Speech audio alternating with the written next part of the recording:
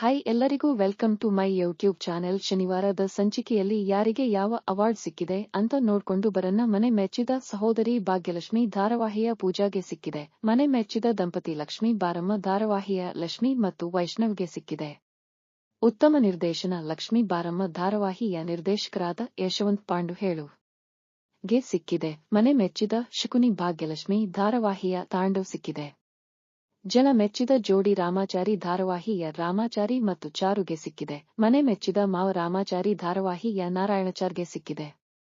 ಜನ ಮೆಚ್ಚಿದ ಹೊಸ ಪರಿಚಯ ಬಿಗ್ ಬಾಸ್ ಸೀಸನ್ 10ರ ವರ್ತೂರ್ ಸಂತೋಷ್ಗೆ ಸಿಕ್ಕಿದೆ.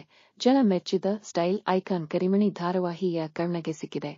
ಜನ ಮೆಚ್ಚಿದ ಎಂಟರ್ಟೈನರ್ ರಾಜ ರಾಣಿ ಸೀಸನ್ 3ರ ಪ್ರಿಯಾಂಕಾ ಕಾಮತ್ಗೆ ಸಿಕ್ಕಿದೆ.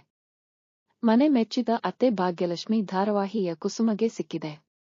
ಈ ವಿಡಿಯೋ ನಿಮಗೆ ಇಷ್ಟಾದರೆ ದಯವಿಟ್ಟು ಲೈಕ್, ಶೇರ್ ಅಂಡ್ ಸಬ್ಸ್ಕ್ರೈಬ್ ಮಾಡಿ.